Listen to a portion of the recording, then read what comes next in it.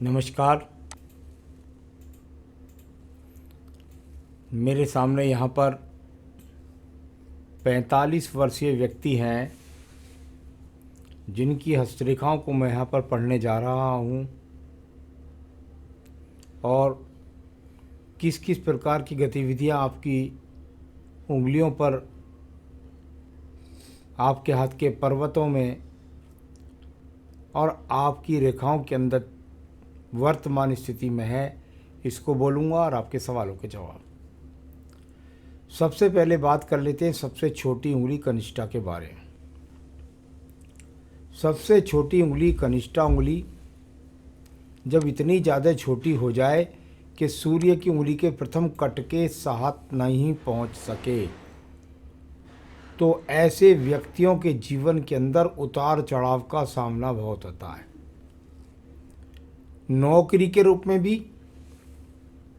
व्यापार के रूप में भी, वैवाहिक जीवन के हिसाब से और समाज में भी, यानी संघर्ष इनके जीवन में बहुत होता है, तब जाकर ये अपने आप को स्थापित कर पाते हैं। यहाँ पर बात करता हूँ आपके प्रथम मानसिक पर्व के बारे में।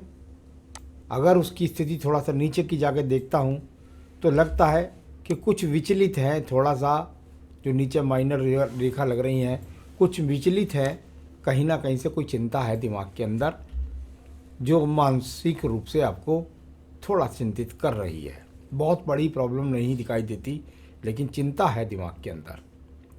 सेकंड पर्व पर हल्की हल्की राहु रेखाओं का प्रभाव, यानी आपको अपनी भाषा शैली पर नियंत्रण रखना होगा अपने व्यवहार में। व्यवहार माता पिता के साथ हो, पत्नी के साथ हो या समाज के साथ हो, तो उस पर थोड़ा सा नियंत्रण रखें। तीसरे पर्व पर राहु रेखाओं का बहुत अधिक प्रभाव है, यानी तीसरा पर्व जो आर्थिक स्थिति के लिए मजबूत होना चाहिए, उस पर जब इतनी सारी राहु रेखाएं हो जाएं तो ऐसा कह सकता हूं कि इस समय पर धन के आगमन पर भारी हो रहा है खर्च। ऐसी स्थिति अच्छी नहीं कहलाती धन के हिसाब से। चलिए अब बात करता हूं मैं यहाँ पर सूर्य की उंगली के प्रथम पर्व के बारे में। सूर्य की उंगली का प्रथम पर्व और वहाँ पर भी माइनस रेखा आ गई, यानी ये आँखों के रोगों के लिए, ये क्रोध के लिए, ये अचानक से बीमारी आने के लिए, एक्सीडेंट हो जाने के लिए, और साथ ही साथ अग्नि कारक तत्वों से दूर रहना होगा, इस बात को दिखलाने वाली रेखाएं मानी जाती हैं। तो इन चीज़ों से आपको सावधानी रखनी होगी। सेकंड पर्व पर वर्तमान में किसी प्रकार से राज्य सरकार से ना दंड है और ना ही किसी प्रकार का कोई बहुत बड़ा सहयोग प्राप्त है।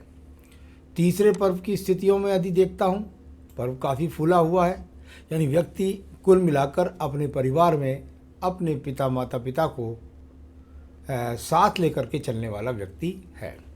बहुत बड़ी सपोर्ट नहीं कर पाएगा उन्हें, बहुत बड़ी माता पिता को सपोर्ट स्वयं नहीं कर पाएगा, लेकिन उनसे ले लेता है। चलिए ये बात करता हूँ मैं यहाँ पर शनि की उंगली के प्रथम पर्व के बारे में। शनि की उंगली का प्रथम पर्व, अभी रोग की अगर बात करता हूँ तो शरीर के अंदर कोई भी स्थायी रोग नहीं है, यानी शरीर में ऐसा कोई रोग दिखाई नहीं देता जो आप नाड़ियों का रोग हो या घुटने में दर्द या कमर में दर्द या किसी भी प्रकार का कोई भी स्थायी रोग अभी शरीर के अंदर नहीं है। सेकंड पर्वत की स्थितियों पर बहुत ज़्यादा माइनस रेखाएं हैं, यानी वही बात, आपके जीवन के अंदर कोई पैसा लेकर डूब सकता है आपका, आप पर कर्ज की रेखाएं वर्तमान में भी विराजमान है, यानी इस समय पर भी कर्ज है। हाँ, इतनी मोटी नहीं है कि व्यक्ति चुका ना सके, लेकिन कर्ज की रेखाएं दिखाई देती हैं।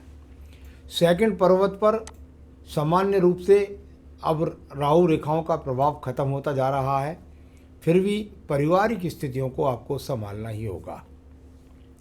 आइए बात करते हैं हम आपके बृहस्पति के पर्व के बारे में। यहाँ पर थोड़ा सा खान पान पर नियंत्रण रखिएगा, हल्की हल्की माइनर रेखा है, बहुत ज़्यादा नहीं है, तो बस इतना ही कह सकता हूँ कि जो बृहस्पति का पक्ष होता है, यानी पाचन तंत्र जो है, वो विशेष रूप से मजबूत बनाने की ज़रूरत है।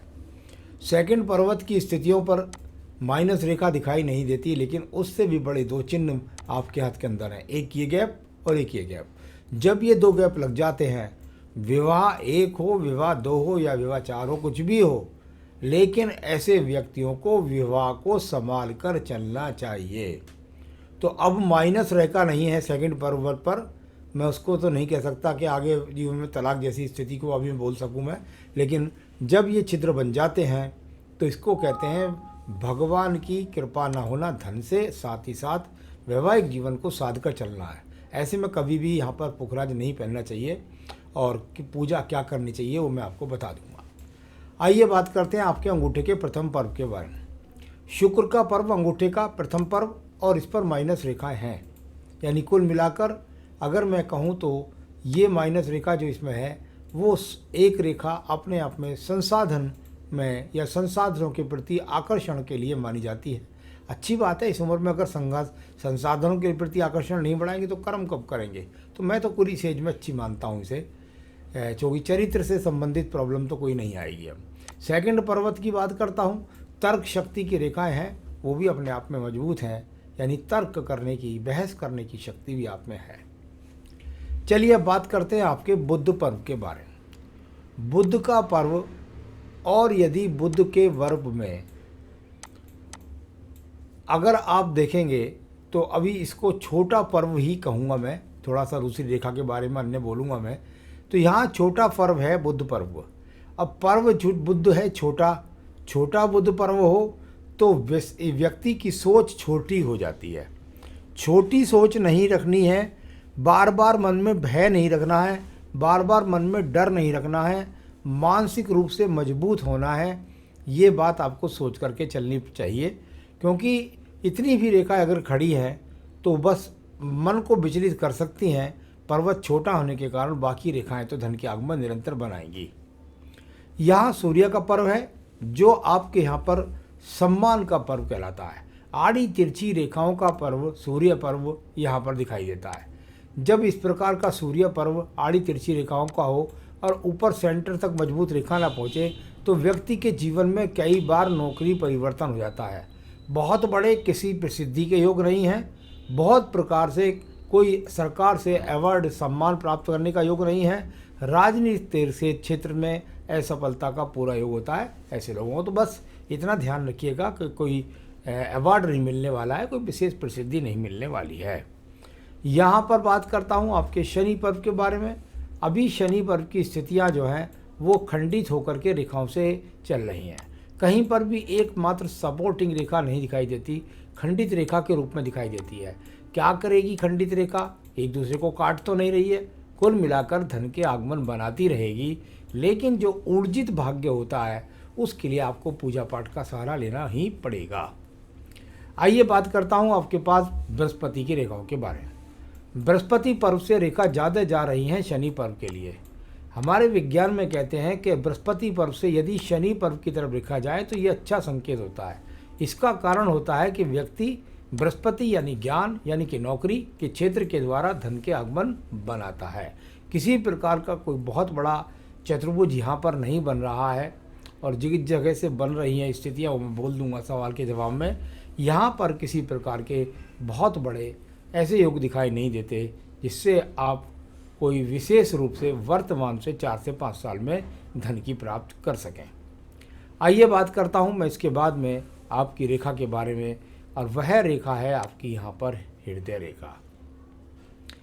ये हृदय रेखा, और यहाँ से इसने डबलिंग भी किया, ये बीच में टूटी भी है, फूटी भी है। इसका प्रभाव कई तरीके से जान सकते हैं। आने वाले समय में 2 बीमारियों से आपको पिछले समय में गुजरना पड़ा, और वह इस रेखा के अंदर दिखाई दिया। यानी ये व्यक्ति अपने आप में बड़े रोग का शिकार हो सकता है, ऐसा चिन्ह इन रेखाओं के द्वारा। दूसरा, पति पत्नी के बीच में वैचारिक मतभेद, स्वास्थ्य का ध्यान रखना, ये इस बात की रेखा का अंदर है। मन का ज़्यादा डावाडोल होना, इस बात का संकेत दिखाती है ये आपकी हृदय रेखा। आइए बात करते हैं हम आपके निम्न मंगल पर्व के बारे में। कर्म रूपी निम्न मंगल पर्व और प्रयासित रेखाओं का आपस में एक दूसरे का अंदर के अंदर काटना, यानी इसको कह सकते हैं कभी कभी तो अपने आप में डगमगाना कार्य क्षेत्र में, और कुल मिलाकर बहुत मेहनत करने के बाद भी लाभ ना प्राप्त करना। ऐसी बड़ी रेखाओं के प्रभाव को काटने के लिए जो पूजा पाठ है वो करनी ही पड़ेगी आपको अवश्य। तो यहाँ बहुत ज़्यादा लाभ नहीं दिखाई देता। आपकी बुद्धि रेखा की स्थिति, पहले एक बुद्धि रेखा को बोलूँगा, फिर उसमें मंगल रेखा आ रही है दूसरी साइड से, उसको बोलूँगा। वो बुद्धि रेखा नहीं है, वो मंगल रेखा है। ये रेखा देखिए कितनी दीप बनाकर चलती है और इस प्रकार से दीप बना करके फिर नीचे डाउन होती है। तो ये अपने आप में ही दिखाती है कि बुद्धि से बल। यहाँ पर अपने आप में मैं कह सकता हूँ कि आपका जो बृहस्पति है उसकी स्थिति बहुत मजबूत नहीं है। आप अपने आप से मन से नियंत्रित हो पाते हैं, बुद्धि से नियंत्रित नहीं हो पाते हैं, डिसीजंस की बहुत जल्दबाजी करते हैं।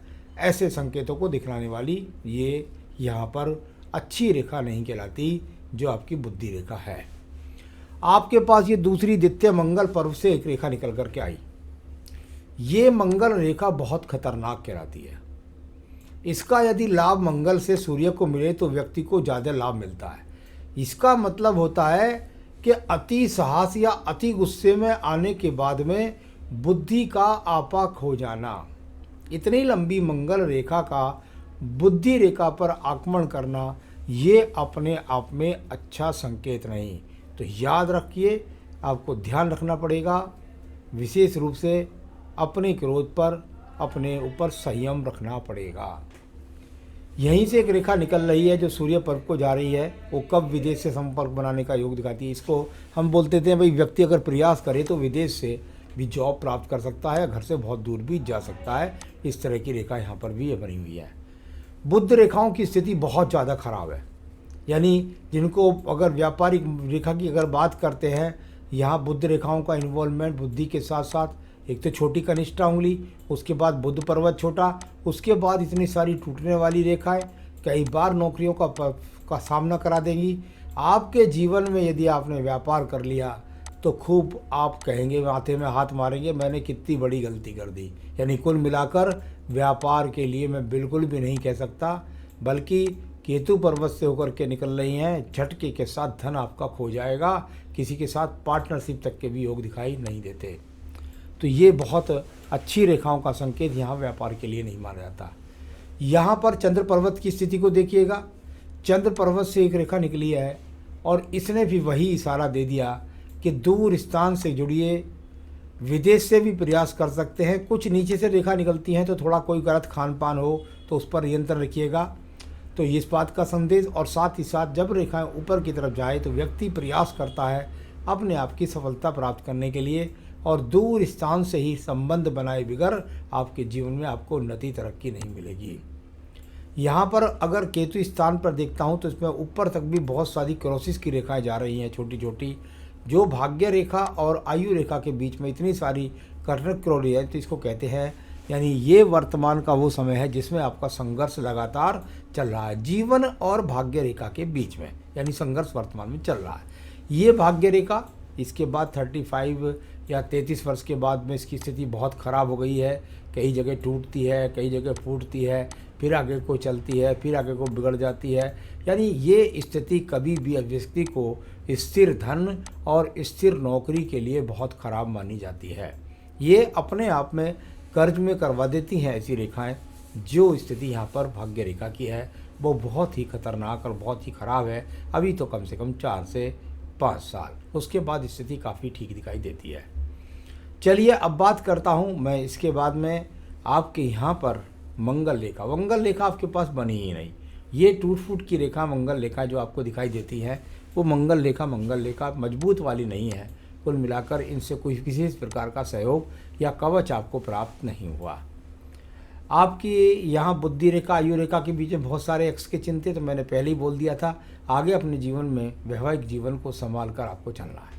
शुक्र पर्वत की स्थिति देखिए, कितनी सारी मार्वल्स रेखा है, पूरे के पूरे एक्स के चिन्ह अभी भी विराजमान है और बुरी रेखाओं का प्रभाव यहाँ पर दिखाई देता है। ध्यान रखिएगा, आने वाले जीवन में भी पति पत्नी के संबंधों को साध कर चलना पड़ेगा, वरना काफ़ी समस्याएं आ सकती हैं। फर्स्ट मणिबंध के ऊपर भी इतने सारे क्रोसिस हो जाएं तो जीवन के बहुत सारे पहलुओं में समस्याएं होती हैं। तो ये अपने आप में बुरे चिन्हों की प्रभाव यहाँ पर है। अब बात करते हैं हम आपकी यहाँ पर आयु रेखा के बारे में।